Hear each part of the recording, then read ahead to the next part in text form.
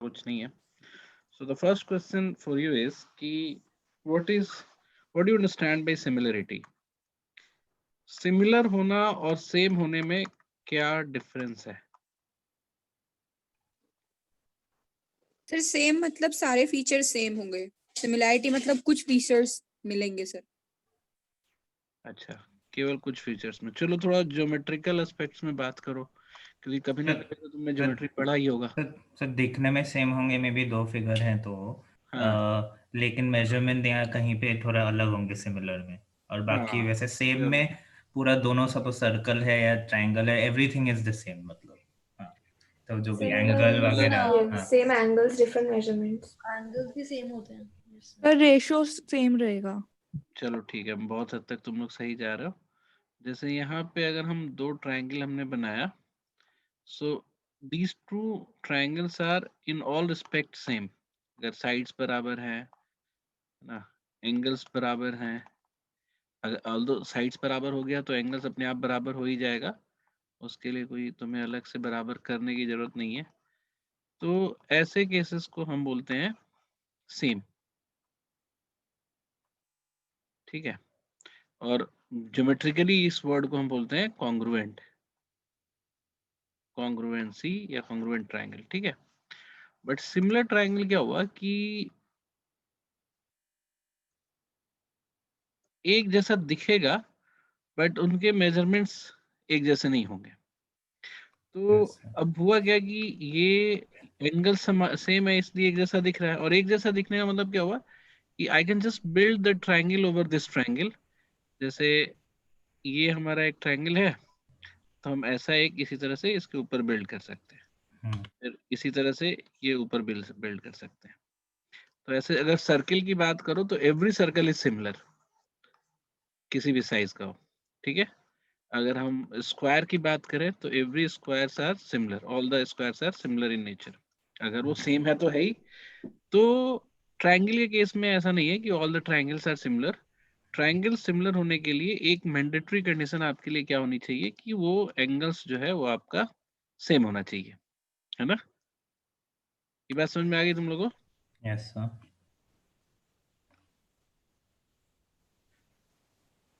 तो जैसे ये एंगल ये एंगल ये एंगल सेम है, ये एंगल ये एंगल ये एंगल सेम है, और ये तीनों भी सेम है. That's why these three triangles are similar. ठीक है. तो अब कभी तुम लोगों ने अभी सुना होगा बीच में कि गुजरात में वो क्या बना हुआ है, किसकी किसके स्टैचू बना है अभी उनका?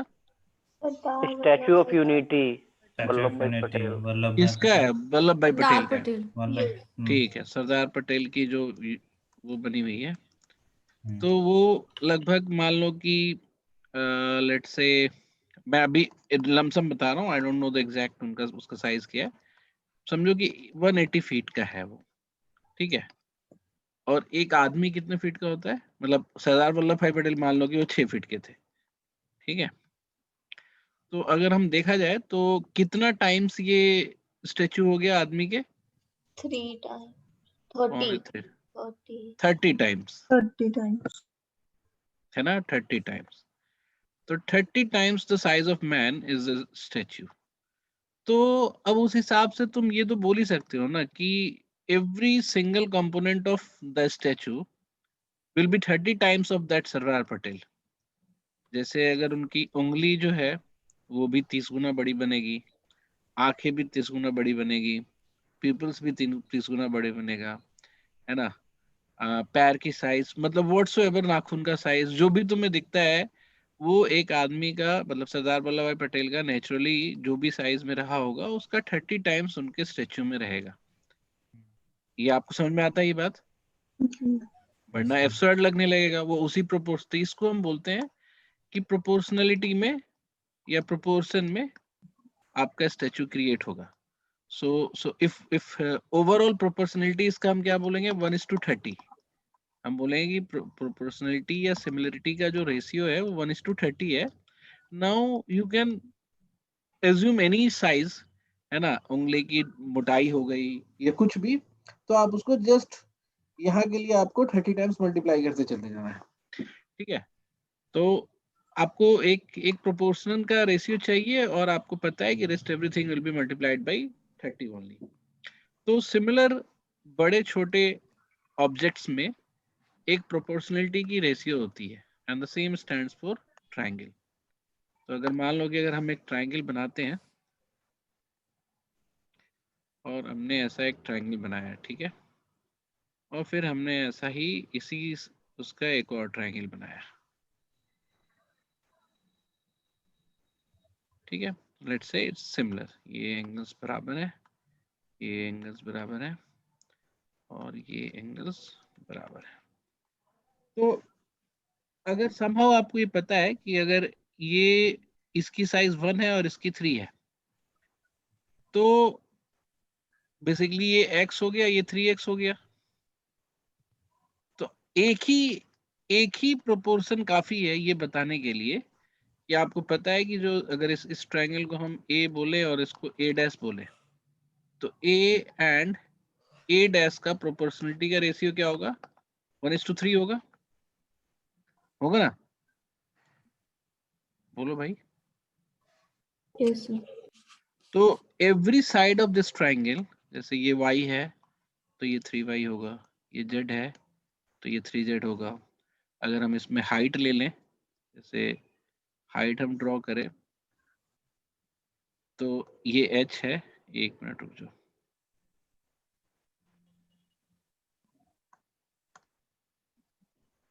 अगर ये h है तो बड़े वाले एंगल का जो हाइट होगा वो भी 3h होगा।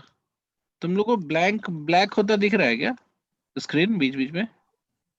नहीं सर। नहीं, sir. सर नॉर्मली हम लोग अरे मैं तो जब भी पिन पॉइंट कर रहा हूँ तो मेरा स्क्रीन ब्लैक हो जा रहा है।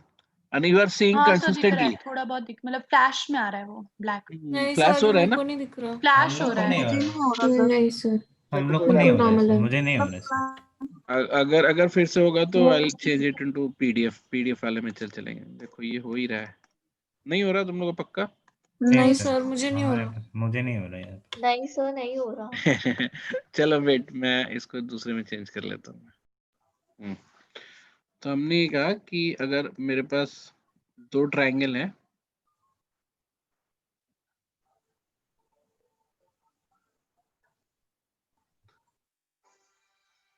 आपको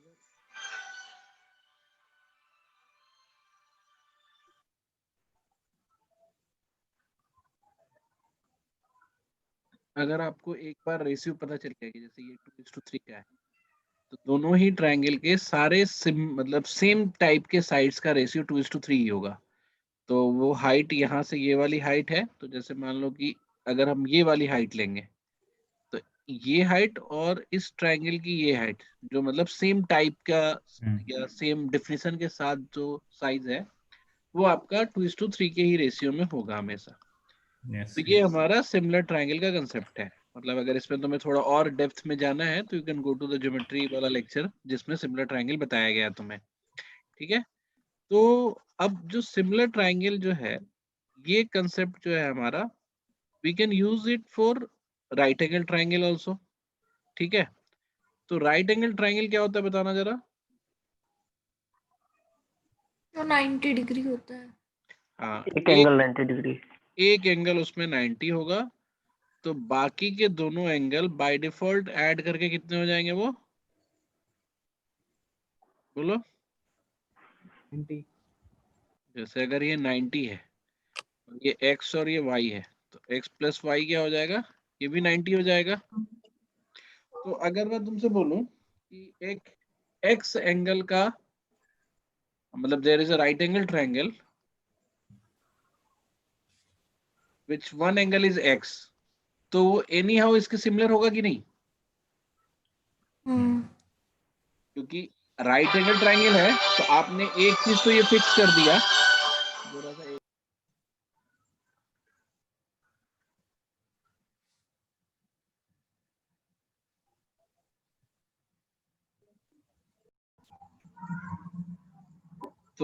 तो अगर हम इस बात को ध्यान दें कि अगर आपके पास राइट एंगल ट्रायंगल का एक एंगल फिक्स कर दो तो वो ऑटोमेटिकली इसके सिमिलर हो जाएगा।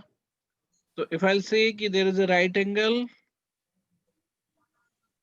right angle with angle y, तो ये वाला जो राइट एंगल है वो इसके सिमिलर होगा ना?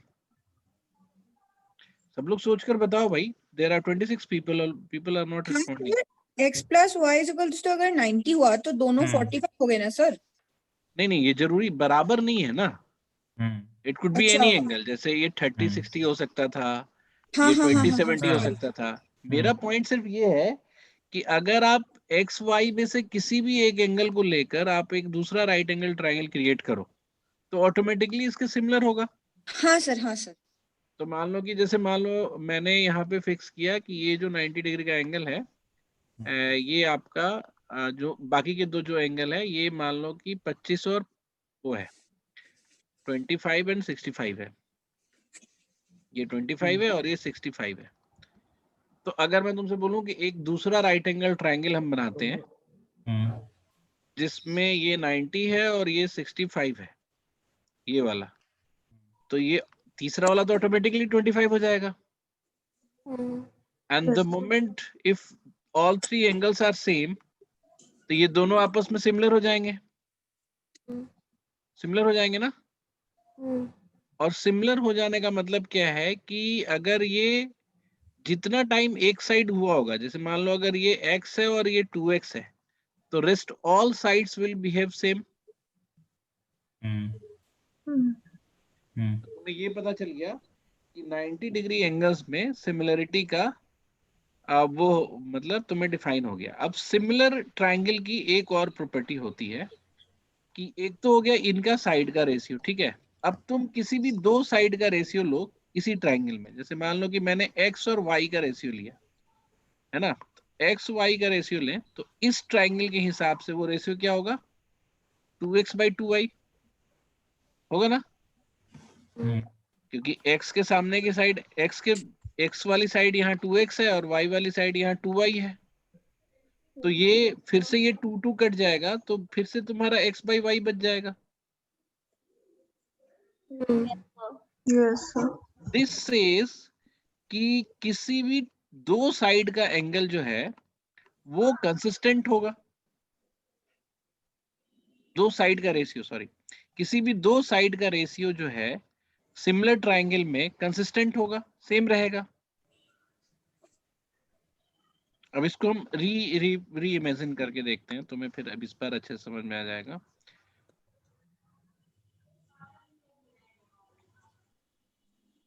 तीनों साइड कंसिस्टेंट होगा ना. हाँ, मतलब रेशियो कंसिस्टेंट होने की बात कर रहा हूं मैं, ठीक है. सर इक्वल लेंथ नहीं बट रेशियो है ना. हाँ, दो साइड के रेशियोज जो हैं वो हमेशा वो होंगे, सेम होंगे. तो जैसे मान लो कि अभी मैं ना एक राइट एंगल ट्रायंगल बनाता हूँ छोटे से बड़े करके. तो जैसे मैंने एक राइट एंगल ट्रायंगल बनाया इस तरह के साइज का, फिर मैंने एंगल सेम रख के दूसरा राइट एंगल ट्रायंगल बनाया, फिर मैंने एंगल सेम रख के तीसरा राइट एंगल ट्रायंगल बनाया, है ना. So all these right angles have same angles, तो ये आपस में सिमिलर होंगे. तुम्हें ये पता है कि अगर हम इसको a बोलेंगे और मान लो कि ये इसका डबल है 2a है और ये इसका मान लो 4 गुना है 4a है, तो अगर हम इस साइड को b बोलेंगे तो ये साइड 2b होगा और ये साइड 4b होगा. अगर इस साइड को c बोलेंगे तो ये ऑटोमेटिकली 2c होगा और ये साइड 4c होगा. यहाँ तक सबको क्लियर है? Yes. Yes, तो sir. अब अगर हम ये देखें कि इन दोनों साइड्स का रेशियो निकालें b/a, तो for second triangle it will be 2b/2a, for third triangle it will be 4b/4c, sorry 4a. तो इन सब केस में रेशियो तो सेम हुआ ना. Yes sir. ये कटता जाएगा, रेशियो सेम बचता जाएगा. तो अब मुझे ये पता चल गया कि for a right angle triangle, मतलब two similar right angle triangle, sides का रेशियो जो है वो सेम होगा.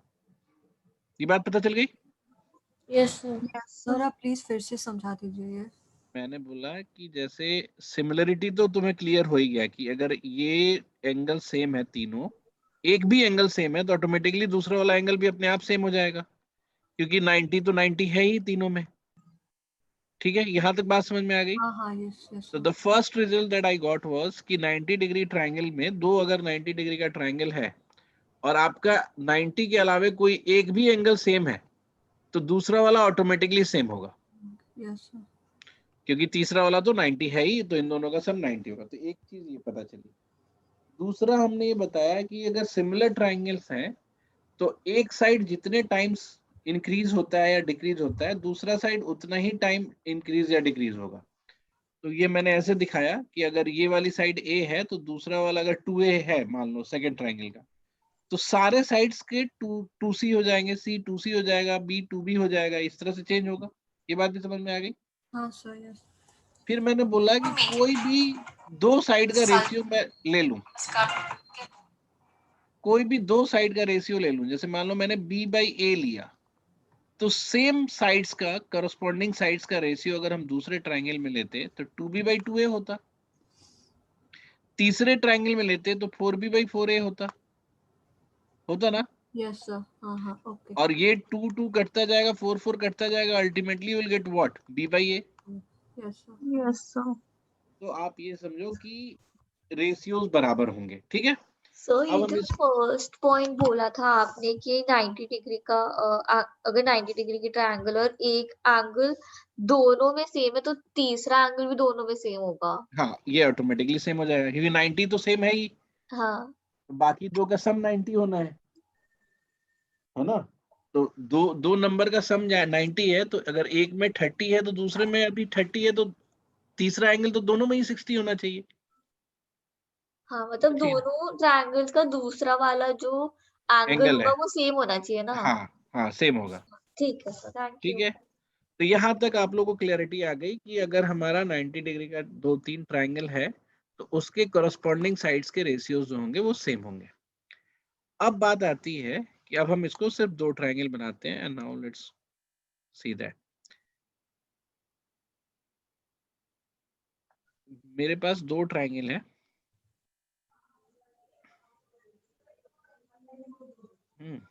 ये 90 है,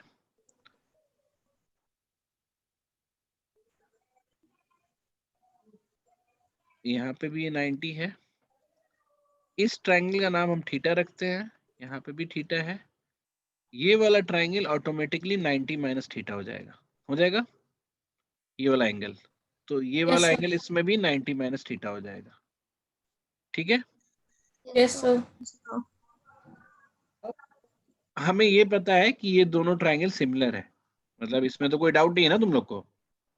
यस सर सिमिलर है तो अब मेरे पास एक ट्रायंगल में कितने साइड्स होते हैं? 3 तीन। तो पहले नोमेनक्लेचर करते हैं ट्रायंगल के साइड्स का। ठीक है, ABC नहीं करेंगे इस बार, है ना। अब हम लोग उस पे चला जाए जो मैथमेटिकल लैंग्वेज है। तो कोई भी ट्रायंगल को ना के साइड्स को नेम देने से पहले हम ये डिसाइड करते हैं कि किस एंगल के रिस्पेक्ट में हम साइड देंगे, नाम देंगे। तो जैसे मान लो I selected this angle, theta वाला एंगल, इसके रिस्पेक्ट में I will name the sides. ठीक है, ओके सर तो मैं थीटा के रिस्पेक्ट में नाम दूंगा साइड्स का। तो जो थीटा से सटा हुआ राइट एंगल का साइड है उसका नाम होगा B, उसको बोलेंगे बेस। ठीक है, थीटा के ठीक सामने वाला जो राइट एंगल वाला साइड है, जैसे राइट एंगल दो साइड से बन रहा है ना, तो जो थीटा से सटा हुआ है उसका नाम देंगे B, और थीटा के जस्ट सामने में है उसका नाम देंगे हम P। यहां तक प्रॉब्लम किसी को नहीं ना? सर No, मुझे sir. समझ में आया इसमें दो एक एक करके बोलो भाई। सर इसमें दो राइट एंगल ट्रायंगल कैसे बन रहे हैं एक ही तो बनेगा ना। हाँ, राइट एंगल एक ही बन रहा है लेकिन दो साइड बना रहे हैं ना उसको, दो साइड मिलके तो राइट एंगल बना रहे हैं ना।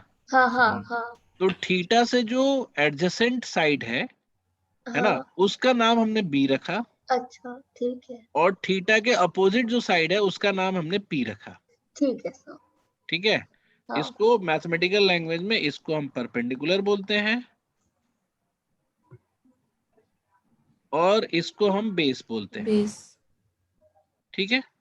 और जो साइड तीसरी साइड है उसको हम एच नाम रखेंगे और वो क्या होता है, हाइपोटेन्यूस। Hypotenuse. तो सिमिलरली हम इस ट्राइंगल में, जो हमारा सिमिलर वाला ट्राइंगल है, उसमें भी हम जो सारे साइड्स का नाम रखेंगे थीटा के रिस्पेक्ट में ही रखेंगे। तो हमें बाय डिफॉल्ट इसको B1 बोलना पड़ेगा, इसको P1 बोलना पड़ेगा और इसको H1 बोलना पड़ेगा, ठीक है। Yes sir. Yes, और sir. मान लो कि एक और हम छोटा सा ट्राइंगल बना लेते हैं विद सेम मेजरमेंट, मतलब सेम एंगल का मेजरमेंट।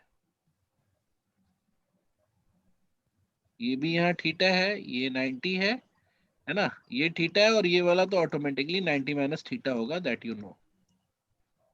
और तो इसका नाम हमने रख दिया P2, सॉरी B2, थीटा से सटा हुआ जो है उसको हम बोलेंगे B, तो हमने इसको रख लिया B2, इसको P2, और ये हो गया H2।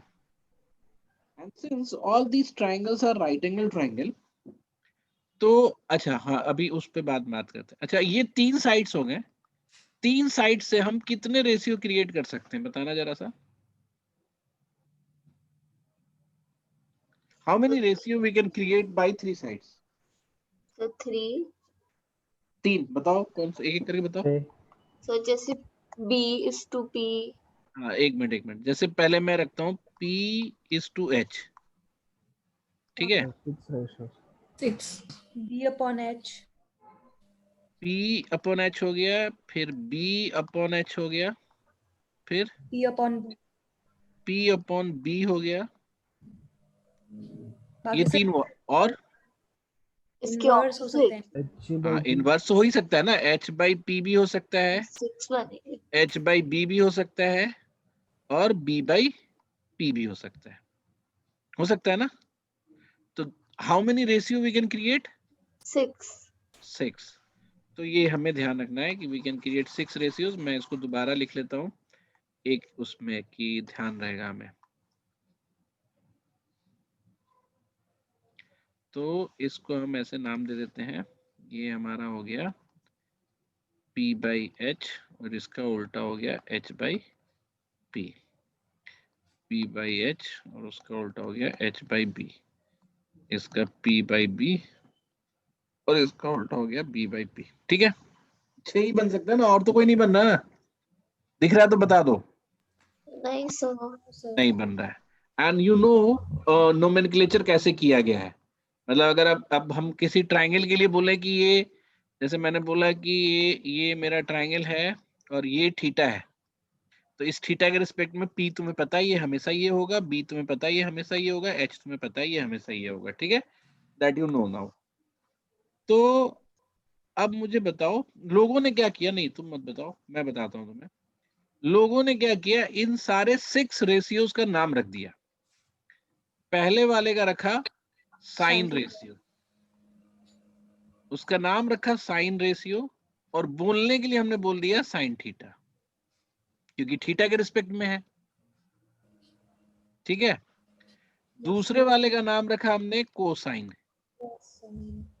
और उसको हम शॉर्ट में बोलते हैं कॉस थीटा। तीसरा वाला जो है वो टेंजेंट होता है, उसका नाम टेंजेंट ही है, और उसका नाम रख दिया हमने टेन थीटा, है ना। इसका जो साइन का जो उल्टा है उसका नाम हमने रख दिया सेक थीटा, सेकेंड उसको बोलते हैं, है ना। इसका नाम रख दिया हमने cosec theta.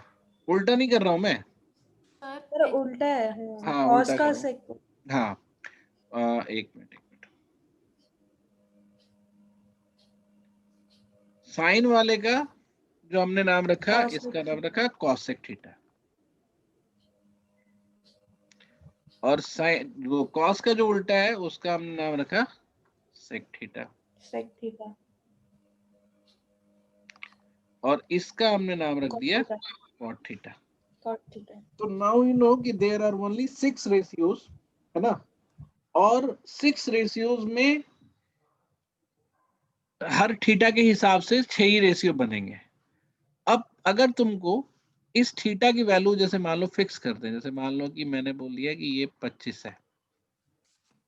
Sir P by P के लिए क्या लिखा है? tan थीटा ना? हाँ, पी बाई बी के लिए। हाँ, ठीक पी है, बाय पी। तो जैसे मान लो ये थीटा का वैल्यू 25 है, ठीक है, तो 25 डिग्री का कोई भी राइट एंगल हम बनाएंगे, 25 डिग्री का कोई भी राइट एंगल हम बनाएंगे, कितना भी बड़ा और कितना भी छोटा, उस केस में आपको पता है कि अगर ये साइड x है और ये साइड y है, तो साइन 25 डिग्री क्या होगा? x बाई वाई हो x जाएगा, upon y। और उसकी वैल्यू वही होगी जो यहाँ पे है, हम्म उसकी वैल्यू वही होगी जो यहाँ पे है, और उसकी वैल्यू वही होगी जो यहाँ पे है। हम्म ठीक है, ये बात समझ में आ गई तुम लोगों को? ओके। Yes sir. ठीक है, तो अब हमें इस बात को ध्यान रखना है कि अगर आपको किसी एक एंगल के सेट के लिए, ठीक है, एक एंगल के सेट के लिए अगर आपको रेशियो पता है, तो किसी भी ट्राइंगल में अगर वही एंगल तुम्हें दिखता है तो यू कैन गारंटी से कि यहाँ पे भी वही रेशियो होगा। ठीक है, अगर आपको हम एंगल का रेशियो बता दें किसी एंगल के लिए कि इस एंगल के लिए ये रेशियो बनता है साइन, तो आप, अब दूसरा बात ये भी है कि अगर हम ये बता देते हैं, जैसे 25 के लिए हमने बता दिया, तो 65 के लिए हम क्या बता सकते हैं?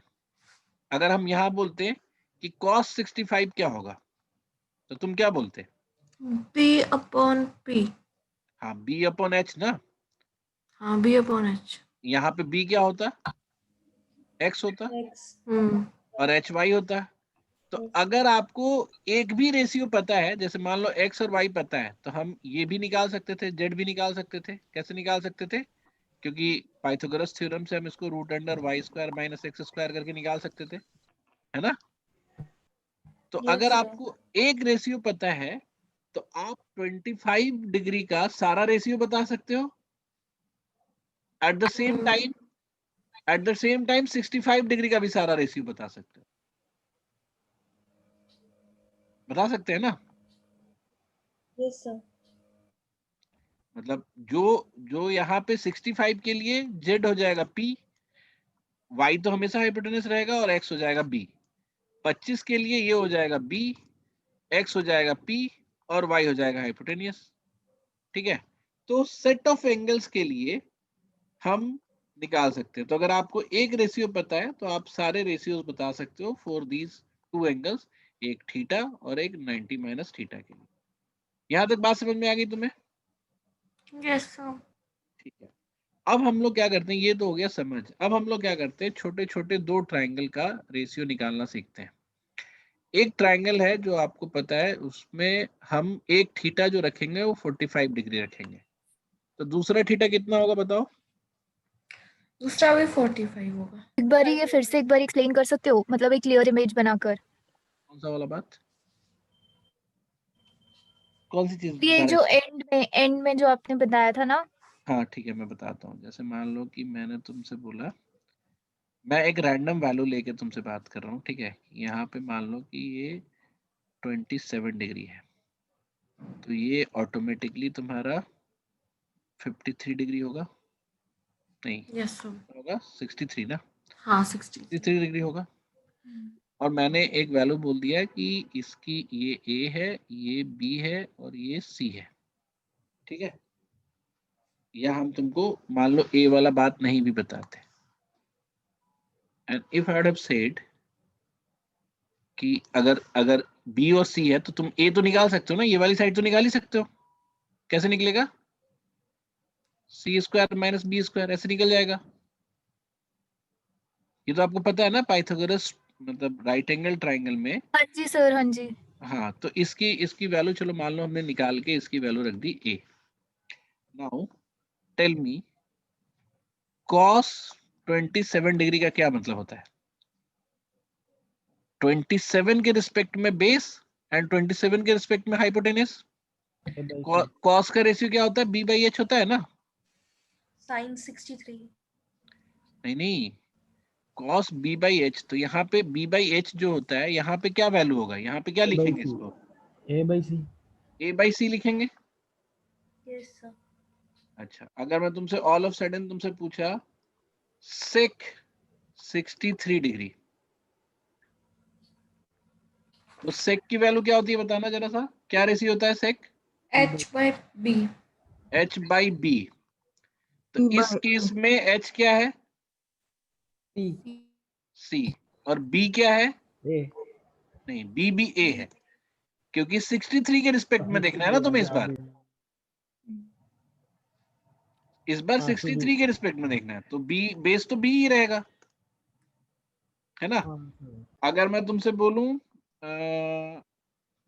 कॉट 27 बताओ, तो कॉट 27 क्या होता है बेसिकली? P/P. P/P। तो यहाँ पे इस वाले ट्राइंगल में क्या वैल्यू रखेंगे? A/B. A/B. हाँ। तो अब तुमको पता है कि अब साइड में कहीं कॉपी में लिख लो, सारे रेशियोज का मेन वैल्यू लिख लो, P, B और H के टर्म में लिख लो, और ट्राइंगल के हिसाब से यू कैन जस्ट आइडेंटिफाई कि किस एंगल का कौन सा रेशियो होगा। ठीक है, ये बात समझ में आ गई तुम लोगों?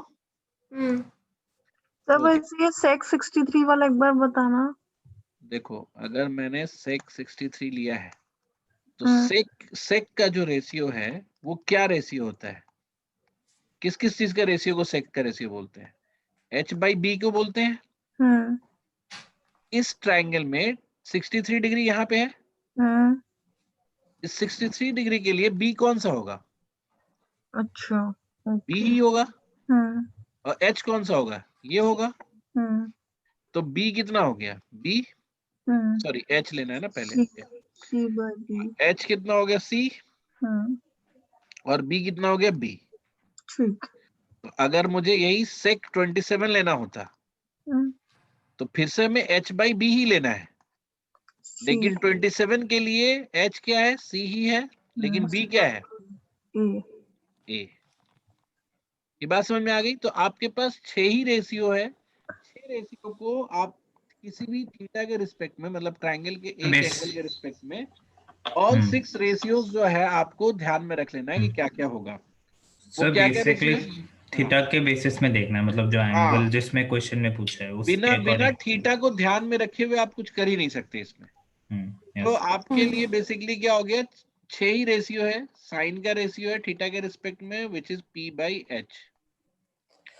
कॉस का थीटा के रिस्पेक्ट में जो रेशियो होगा विच इज B/H। टैन का थीटा के रिस्पेक्ट में जो होगा विच इज P/B। फिर अगर हम कॉसेक रखेंगे थीटा के रिस्पेक्ट में तो होगा H/P। सेक थीटा के रिस्पेक्ट में रखेंगे तो H/B। और कॉट रखेंगे तो P/P। ये तीनों, और इसका ठीक उल्टा उल्टा। यही 6 रेशियो है, और तो कुछ बनेगा नहीं। ठीक है, यहां तक क्लियर हो सब लोग? बोलो। Yes sir. Very good. Yes, sir. अब हम लोग आते हैं, एक हमारा ट्राइंगल है जिसका नाम है, एक राइट एंगल ट्राइंगल हमने क्रिएट किया जिसमें एक एंगल जो है राइट एंगल के अलावा वो है 45।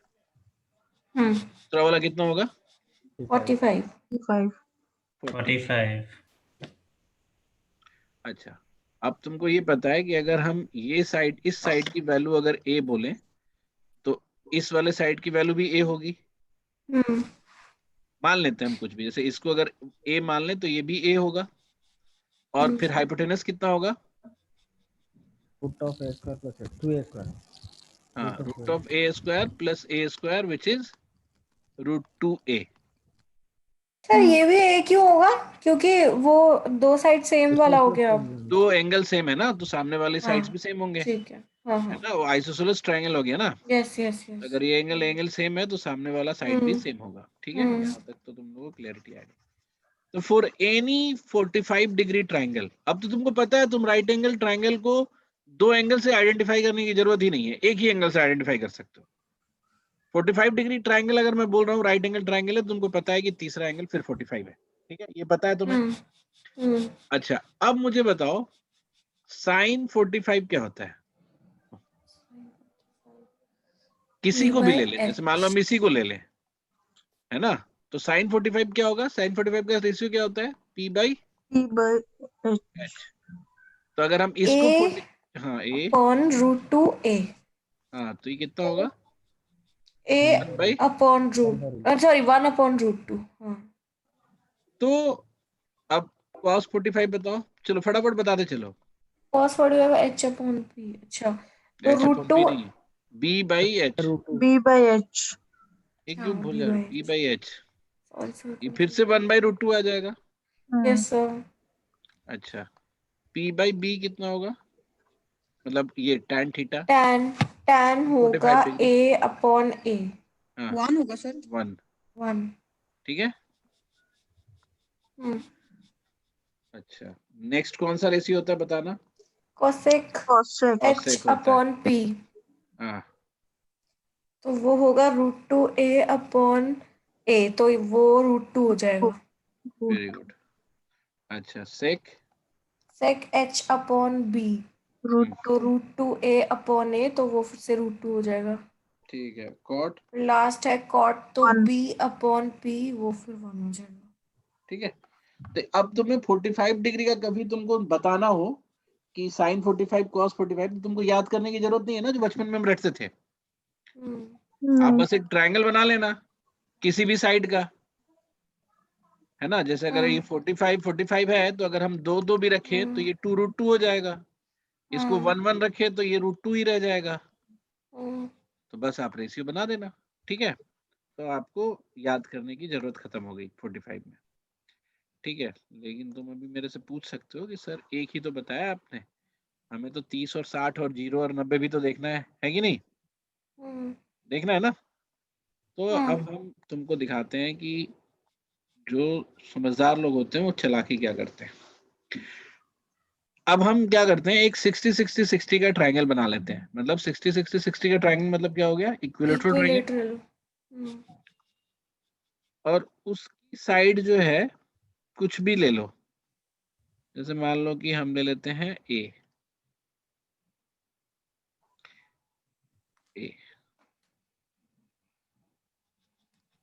और आपको पता है ये एंगल और ये एंगल तीनों 60 60। अब हम इस पे एक गिरा देते हैं यहाँ परपेंडिकुलर, तो ये हो गया तुम्हारा 90, ठीक है। तो ये वाला एंगल कितना हो जाएगा, जो छोटा कटा वो एंगल कितना हो जाएगा, 30। कैसे पता चला तुम्हें, अच्छा 60 का हाफ हो गया ना. हाफ हो 60 जाता का है। हाफ हो गया, या चाहे यहाँ 60 है यहाँ 90 है तो ये 30 ही होगा, कैसे भी सोच सकता है। और ये जो 90 डिग्री गिरेगा ये पक्का आधे पे ही गिरना चाहिए। कैसे पता चलेगा हमको कि आधे पे ही गिरना चाहिए, क्योंकि ये परपेंडिकुलर है ना. नहीं हाँ सारा परपेंडिकुलर आधे पे नहीं गिरता है। बाइसेक्ट. बाइसेक्ट करता है, बाइसेक्ट midpoint कर रहा है करेगा. कुछ। मतलब क्यों तुमको पता चला, मिड पॉइंट क्योंकि वो 180 बनेगा नहीं. नहीं क्योंकि ये इक्विलेटरल ट्रायंगल है, फिर और जो इक्विलेटरल ट्रायंगल का जो परपेंडिकुलर बाइसेक्ट करता है मिड पॉइंट में. चलो तुम ऐसे तुम रट रहे हो ना, हम बोल रहे हैं कि हमारी जबरदस्ती है वो आधे पे ही जाएगा। पूछो क्यों, क्योंकि भगवान इतनी नाइंसाफी नहीं करेंगे ना, किसी साइड को क्यों बड़ा रखेंगे। कोई तो रीजन होना चाहिए ना, कि मतलब तुम बोलो कि नहीं भाई इधर वाला हम बड़ा रखेंगे, क्यों रखोगे भाई, क्या बुरा किया इधर वाले ने कि इसको छोटा कर दोगे। तो हम लोग तो जैसे तुम लोग का तो बहुत बेसिक है, जो कैट वाली ज्योमेट्री कराते हैं ना हम लोग, तो हम लोग सिमेट्री को यूज करते हैं कई बार, कि जरूरत नहीं है कई बार तुमको प्रूव करने की। आप ये सोचो ना कि ऐसा क्या हम बायसनेस लाएंगे कि एक साइड बड़ा हो जाएगा, कुछ तो रीजन होना चाहिए ना बड़ा होने का। मेरी बात समझ रहे हो, जब ये 30 है, ये 30 है, ये 60 है, ये 90 है, तो ऑन व्हाट ग्राउंड दो डिफरेंट साइज का होगा, तो a/2 ही होना चाहिए। तो आपको थ्योरी याद है चाहे नहीं याद है, कई बार तो आप सिमेट्री से ही बोल सकते हो कि there is no reason to. ये क्या ब्रीथिंग एक्सरसाइज भी कोई कर रहा है कहीं यहीं पे।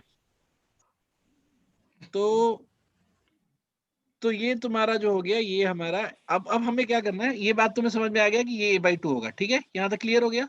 Yes sir. तो अब हम ना इधर वाले ट्राइंगल को भूल जाते हैं। हमें एक ट्राइंगल मिल गया 30, 60 और 90 वाला मिल गया ना। और ये वाली साइड अगर हमें पता करनी हो जो परपेंडिकुलर, ये साइड कितने का होगा, क्या होगा इसका length, root under a square minus a square by 4 होगा ना। पाइथागोरस थ्योरम बोलता है H square minus B square P square आता है, मतलब पाइथागोरस थ्योरम तो तुम लोगों को पता ही है, उसको समझाने की जरूरत नहीं है। सो नाउ इसको अगर हम कैलकुलेट करेंगे तो ये हमारा आ जाएगा 4a square minus a square by 4 और ये आ जाएगा तुम्हारा 3a स्क्वायर बाई 4, तो फिर ये आ जाएगा √3/2a। ठीक है, यहाँ तक क्लियर हो गया। तो ये जो ए square minus a square upon 4 under root में करे, वहां से मैं फिर से समझा दूँ। जैसे ये हमारा ट्राइंगल था ना ये, यस सर। और तुम्हें पता ही राइट एंगल ट्राइंगल है, हाँ तो ये वाला पार्ट तो डेफिनेटली हाइपोटेनस होगा ए, हाँ और ये एक साइड हो गया परपेंडिकुलर वाला एक साइड, हाँ।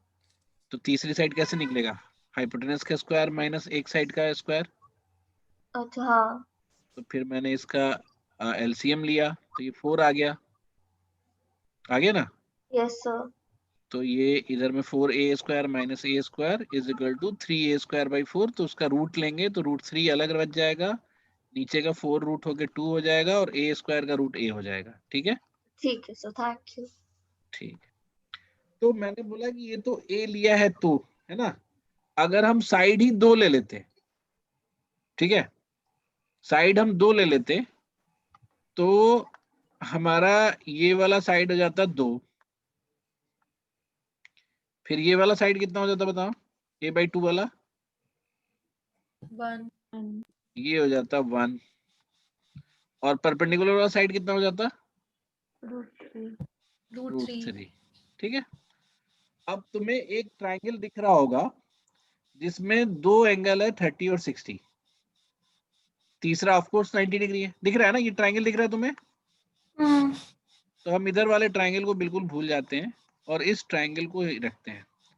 अब देखो हम लोग के पास क्या मैजिक हो गया, अब हम 30 और 60 के लिए दोनों के लिए सारे रेशियो बता सकते हैं, 30 एंड 60,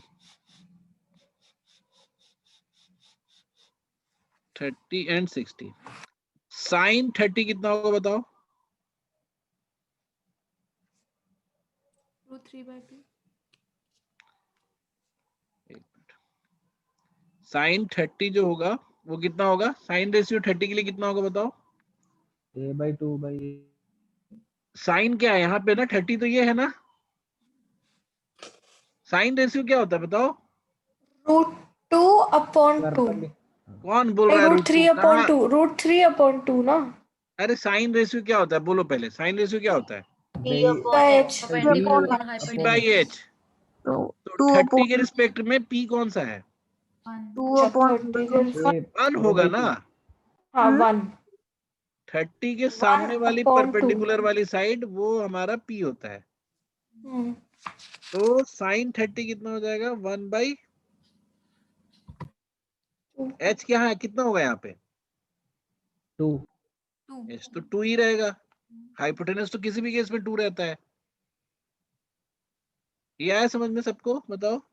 सर लेकिन 45 के केस में तो आपने बोला था कि जो थीटा की जो भी थीटा में लेते हैं वैल्यू, वो बेस काउंट करते हैं उसको। हाँ तो 45 के सेंस में तो ये था ना कि ये 1 है तो ये भी 1 है, तो p तो हमेशा सामने वाला ही तो होता है।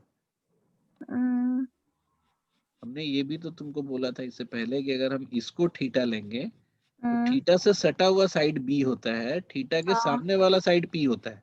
हाँ तो अगर हम 30 के हिसाब से कैलकुलेट कर रहे हैं तो हाँ 30 से सटा हुआ साइड √3 है, अच्छा तो वो b होगा, और सामने वाला साइड 1 है तो वो p होगा। ठीक है, अच्छा साइन 60 कितना होगा बताओ, 60 के सामने वाला साइड क्या है √3 और डिवाइड में क्या होगा 2। ठीक है, कॉस बताओ, कॉस 30 का मतलब, कॉस का रेशियो मतलब क्या होता है? b by h। तो 30 के केस में b कितना है? √3। h तो 2 ही रहेगा। 60 के केस में b कितना है? 1। 60 यहाँ है ना, 1/2 2 ही होगा। हाइपोटेनस तो वही रहना है ना, हाइपोटेनस नहीं चेंज होता है, बस केवल p और b इंटरचेंज हो जाता है। फिर tan निकालना है हमें, तो tan क्या होता है? p by b। तो p बाई b अगर होता है तो 30 के केस में p कितना है? 1। b कितना है? √3। 60 के केस में p कितना है? √3। और फिर b कितना है? 1। 1। अच्छा, इसके बाद आता है कॉसेक। कॉसेक 30 कितना होगा? कॉसेक की वैल्यू क्या होती है बेसिकली? h by p। तो h कितना है 30 के केस में? 2। p कितना है? 1। और 60 के केस में h कितना है? 2। और p कितना होगा 60 के केस में? √3। अच्छा, सेक क्या होता है? h by b। तो 30 केस में कितना है h? 2। b कितना है? √3। और 60 के केस में h कितना है? 1। और लास्ट बच गया हमारा कॉट। कॉट क्या होता है? b by p। 30 के केस में कितना होगा? √3/1। और 60 के केस में कितना होगा? 1/√3। तो अब तुमको 30, 45 और 60 का पता चल गया। सर हाँ, सर एक बार बस दोबारा ये बता दो कि इसकी साइड्स √3, 2 और 1 कैसे निकली? 1 तो मतलब समझ में आ गया, और √3 और 2 कैसे हुआ? जैसे 2 तो हम लेके चले थे ना, हम एक ही बजाय हमने बोला कि 2 ले लेते हैं। हाँ 2 अच्छा, क्यों ओके। लिया? क्योंकि ये आधा है ना, तो आधा इंटीजर है। हाँ ठीक है। तो तीसरा वाला तो उससे निकल गया, पाइथागोरस से निकल अच्छा गया। अच्छा, ठीक है ठीक है ठीक है। And now what you know कि साइड का लेंथ चाहे जो भी हो, रेशियो तो एक ही होता है। हाँ जी तो हमने इसी से रेशियो निकाल लिया सारा। तो ठीक है। अब आपके पास अब मतलब अगर तुम खाली बैठो घर पे, तो तुमको आराम से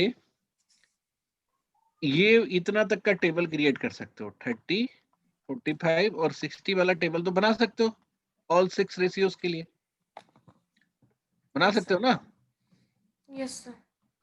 अब बच गया तुम्हारा 0 और एक 90 का। 90।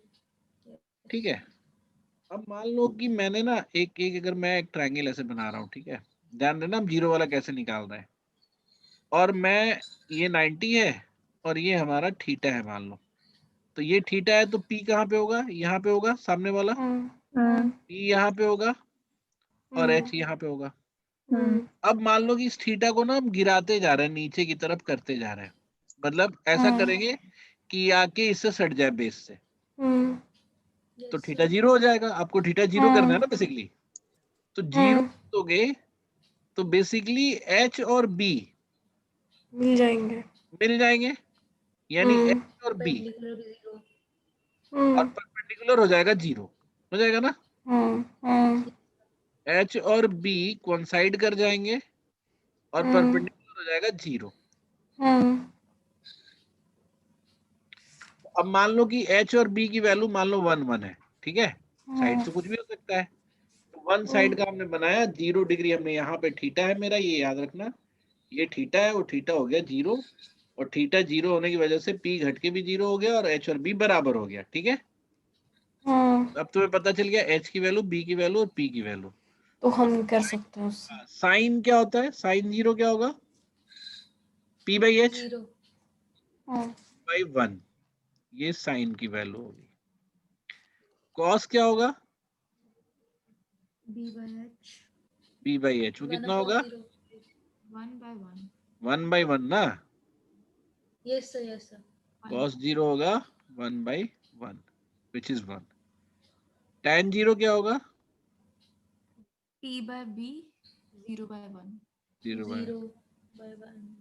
cosec क्या हो जाएगा? 1 upon 0.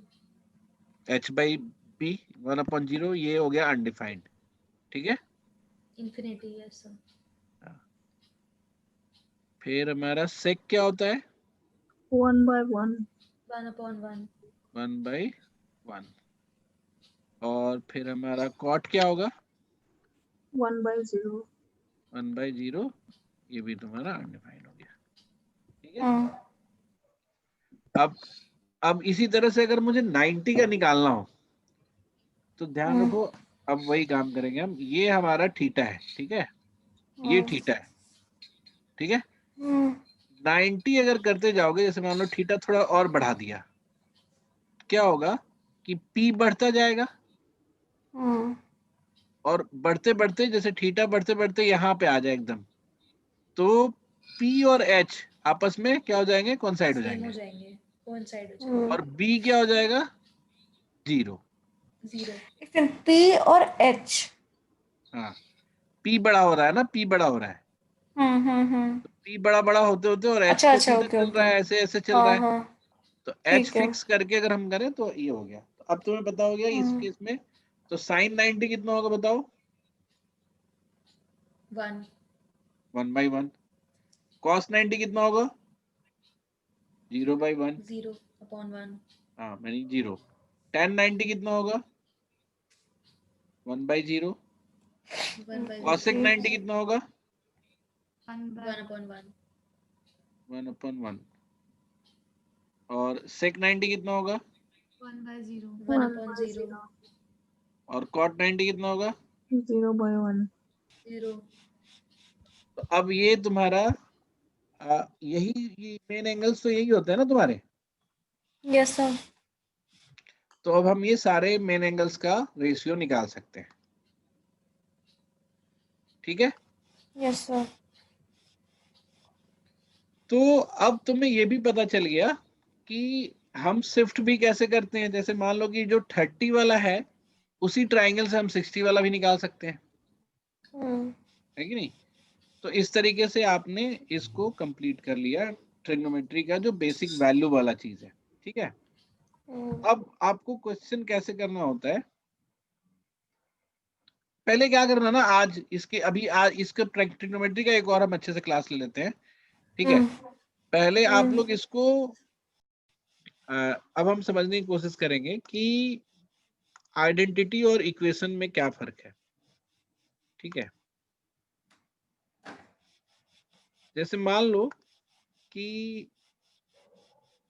x 2x + 1 = 5, इसको बोलते हैं इक्वेशन। Yes sir.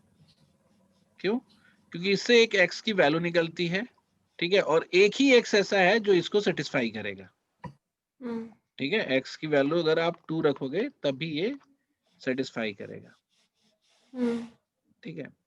आइडेंटिटी का मतलब क्या होता है कि कोई ऐसी equality which is same for all the values of x, या जो भी उसके पास वेरिएबल है वहां पे, ठीक है। जैसे मान लो कि मैंने एक रखा, एक मैंने बोला a² - b² = a + b और a - b. So what you know is कि irrespective of value of a and b, left side और राइट साइड हमेशा इक्वल होंगे ना। Yes sir. तो ऐसे सिचुएशन को हम आइडेंटिटी बोलते हैं, ठीक है।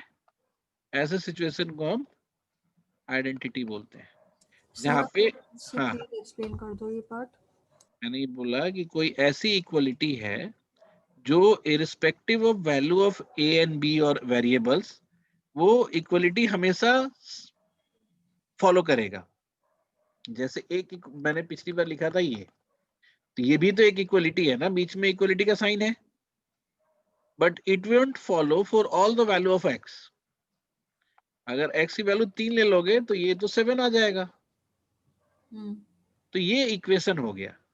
लेकिन इस केस में ए और बी कुछ भी ले लो, ए इस साइड की जो वैल्यू निकालोगे और इस साइड की जो वैल्यू निकालोगे वो सेम आएगा। ओके। तो वो आइडेंटिटी हो गया हमारा। तो अब मान लो कि अगर हम बोलते हैं तुमसे कि किसी भी ट्रायंगल के लिए ये थीटा ले लिया, तो हमारा पता है थीटा के सामने वाला P और थीटा के जस्ट नीचे साथ वाला B और ये H।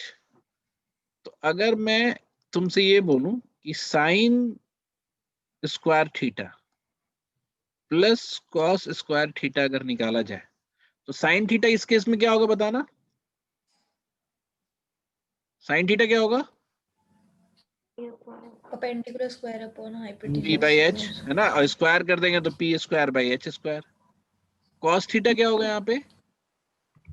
B square upon H square. P square upon H square. तो अगर हम इसको जोड़ेंगे तो ये H स्क्वायर हो जाएगा, 1 हो जाएगा। स्क्वायर। Yes sir. तो ये ऊपर वाला H स्क्वायर के बराबर हो गया, नीचे वाला भी H H स्क्वायर, तो स्क्वायर। ये 1 हो जाएगा। तो ये 1 हो गया। तो अब तुम्हें ये जो इक्वलिटी है इसमें वेरिएबल क्या है? थीटा ही है ना, एंगल ही तो चेंज हो सकता है। ये तो रेशियो का नाम है, साइन और कॉस, थीटा ही चेंज कर सकते हो। तो अब थीटा तुम 10 डिग्री ले लो, 20 डिग्री ले लो, 25 ले लो, 25.5 ले लो, irrespective of any theta, this equality holds true,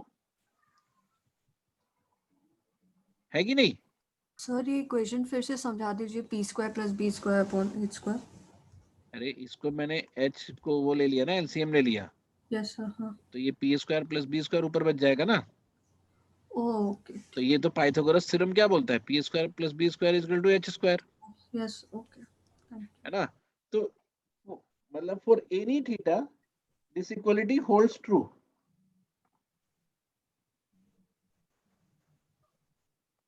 इसलिए इसको हम आइडेंटिटी बोलते हैं।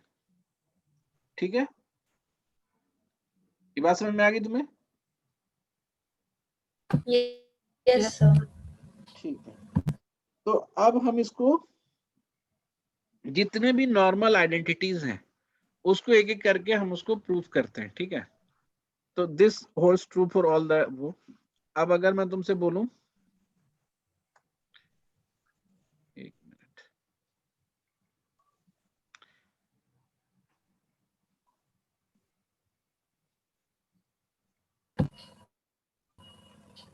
अगर सिमिलर फैशन में अगर मैं तुमसे बोलूं कि sec square theta minus tan square theta कितना होना चाहिए, तो सेक कितना होगा बताओ इस ट्रायंगल में? H square upon B square. H square upon B square. Tan square theta कितना होगा? P square upon B square. Square upon by B square.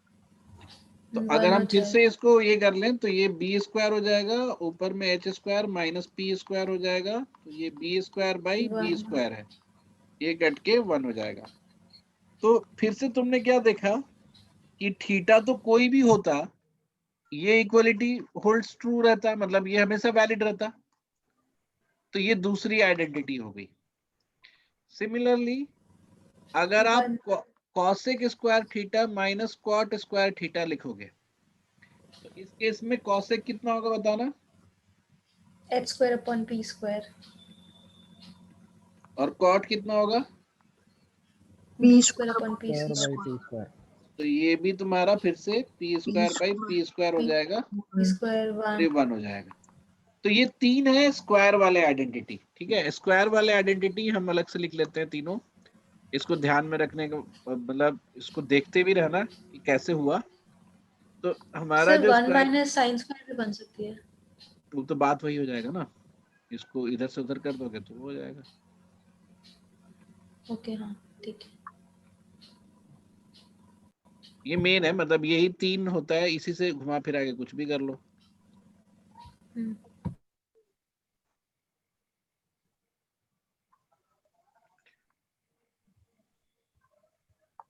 ठीक है, ये हमारा हो गया एक मेजर आइडेंटिटी, ये जो यूज होता है।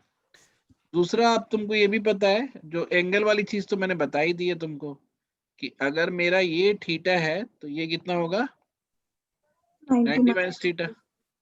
तो अगर हम इस थीटा के रिस्पेक्ट में, अब हम इसको बोले ए, इसको बोले बी, इसको बोले सी, तो कॉस थीटा क्या होगा? कॉस थीटा क्या होगा बताओ?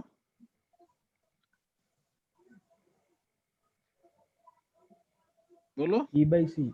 So B B by upon C. हाँ, और अगर हम इसी B by C को 90 माइनस थीटा के रिस्पेक्ट में देखें तो कौन सा रेशियो है ये? Sin 90 minus theta. हाँ, इसके लिए, इस वाले ट्राइंगल के लिए तो B तो परपेंडिकुलर है, तो B by C तो ये Yes. जो है बेसिकली तुम्हारा sin 90 माइनस थीटा हो गया। यानी कि एक आइडेंटिटी तुम्हारा ये भी हो गया कि for any theta cos theta is equal to sin Sin 90 minus theta. 90 minus theta. तो सारे चीजों के लिए होगा। अगर हम sin थीटा लिखते हैं, sin थीटा लिखते हैं तो यहाँ पे क्या वैल्यू होती? Cos 90 minus theta. A by C होता, which is cos 90 minus theta. और अगर हम यहाँ पे tan थीटा लिखते हैं तो क्या होता? Cot 90 minus theta. थीटा के रिस्पेक्ट में A by B होता। हाँ, और A by B जो है 90 माइनस थीटा के हिसाब से cot 90 माइनस थीटा है। अच्छा, एक और चीज तुमको देखना पड़ेगा जो कि इजी बात है। अगर हम sine theta into cosec theta multiply करेंगे तो क्या आएगा? 1. 1, क्योंकि उल्टा रेशियो होता है। अगर हम Yes. cos theta into sec theta करेंगे Sec तो क्या होगा? 1. 1। 1 होगा. और अगर हम tan theta into cot theta करेंगे Cot theta. 1. तो ये भी 1 होगा। तो ये भी एक तरह का आइडेंटिटी हो गया, ठीक है, ये भी आइडेंटिटी हो गया एक तरह का, और ये तुम्हारा स्क्वायर वाला आइडेंटिटी हो गया, ठीक है। अब आप इसको क्या करो कि इस सबको ध्यान में रखते हुए एक्सरसाइज करना, ठीक है। इतने की ही जरूरत पड़ेगी और किसी चीज की जरूरत नहीं पड़ेगी।